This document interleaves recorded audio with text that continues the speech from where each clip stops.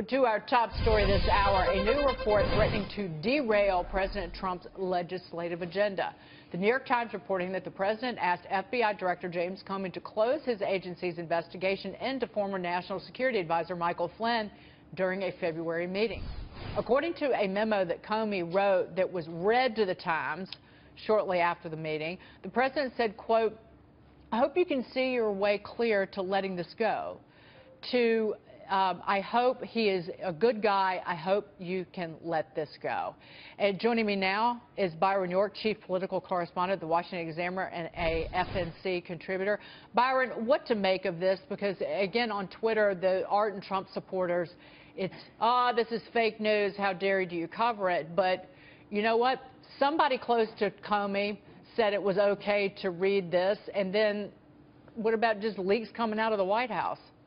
Well, it's taking a little while to digest and adjust to this. By the time this came out yesterday, about 5 p.m., we were trying to digest the story about Trump talking to the Russians in the Oval Office. But now we've got something new to talk about. There's a couple of things involved. First of all, Democrats are talking about obstruction of justice. They're characterizing what the president did as obstruction of justice. They're talking about impeachment. And Republicans are saying, wow, we need to know a little more. What's going on here? I will tell you that right after this story broke, I got in touch with the Senate Judiciary Committee, the Republican chairman, Charles Grassley. I said, did the chairman know about this? In other words, if the FBI director felt that the president had tried to obstruct this investigation in February, did he ever tell the committees in Congress that are responsible for overseeing him in the Justice Department? And the answer was no. It was a surprise to Grassley. And also, we had Andrew McCabe, the #2 man at the FBI, testifying less than a week ago that there had been no effort to impede the investigation. So did he not know? Did he forget? Did he not consider this to be an effort to impede the investigation? So everybody has a lot of questions about what's going on right now. And I will say Senator Burr, head of the Senate Intelligence Committee, said the same thing, that Mark Warner and Burr sat down with Comey the day before he got fired, had a lengthy conversation with him. This never came up. McCabe, Andrew McCabe, the acting FBI director right now, testified last week that there was no interference by the White House in this investigation. But Byron, broadly speaking, I want to ask you, is this eroding the public's trust in President Trump? And to what extent does it jeopardize the pro-growth economic agenda that he ran on, that certainly Americans and investors are expecting soon? Well, I think it does erode it, and I don't know how much, but I think it certainly does, and I think there are a couple of factors. First of all, the president doesn't seem to be pursuing it publicly as much as he could. Is he out there, visiting manufacturing facilities, all sorts of other places, talking about jobs, talking about wages? This is not something that he's doing every day, and there are political consultants who believe that he should be out there talking about jobs every day.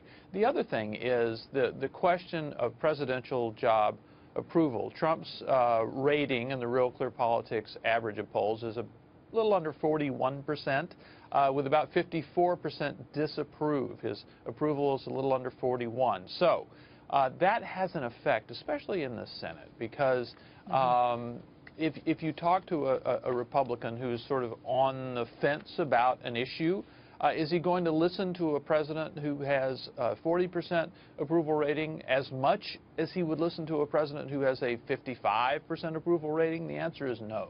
Byron, and that gets it does to affect Steve Forbes here. That gets to a very basic question. What is the messaging problem with the Republicans? When they passed their health care bill a couple of weeks ago from the House, no talking points to go back to take to their constituents. White House, nothing. No independent groups out there fighting for this thing. You mentioned the president. Why isn't he out there doing rallies? He had an agreement with China on trade last week. Not the biggest thing, but a nice thing. Why wasn't he out with the ranchers and the farmers saying, look, I opened markets for you for beef and other things? What's the matter? Why aren't they, they're supposed to be a marketing presence. It's not happening. Great question. And the frustrations that I hear in your voice are exactly the same frustrations you'll hear among a number of Republicans over this, that the White House is not selling its agenda very much. Even at the 100 days, they didn't really go on too much about the things that they had accomplished, mostly through executive action on deregulation and issues like that, and that the leadership out of Congress, particularly the House, has not been particularly good. They got this Obamacare bill through by the barest of majorities, but I think it was pretty clear, having talked to a number of lawmakers, there were a lot of Republicans who just didn't want to do it. They didn't want to take the vote. They weren't happy about having to take the vote. Now the Senate has this, and they're talking about kind of a long-term project. Maybe this will get done by fall. They're speaking. But you know, one way you light fires on Capitol Hill, as Ronald Reagan demonstrated, is you go out to the people and get public opinion starting to be roused up. Why doesn't he do that? It's a question that everyone is asking. I don't know the answer to it. You can tell I don't know the answer to it, but I don't think anybody else knows the answer as well. Why has the president not stuck to his agenda, pushed his agenda day after day after day? And the fundamental reason he was elected, it was to improve the economy, bring more jobs at higher wages into the United States. Well, instead of heading across this fine nation to Kansas or Missouri or Texas, you name it, President Trump will be gearing up for an overseas trip, a 9-day trip even. This will be the president's first trip overseas while in office. He's said to be visiting Saudi Arabia, Israel, Belgium, and Italy. How important is the president's messaging going to be amid these White House controversies? And he can be in those nations but still message back to the people here at home. Well, I think that White Houses in the past, and this one too, view this foreign trip as a chance to be really, really presidential and to get away from some of the problems that are dogging the president domestically.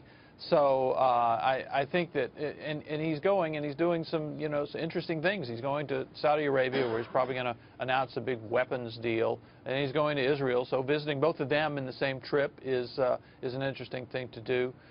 They're kind of touting this as a visit to the capitals of three religions of Islam, Judaism, and Catholicism in Rome. So, you know, this does give him a chance to change the subject, but I think the questions you're asking are the correct ones, which is, why is the president not sticking to a jobs, growth, higher wages agenda? And the answer is he's allowed himself to be distracted from that. He knows there are people around who do not wish the best for him and are trying to distract him from that agenda, and he has allowed himself to be distracted from it.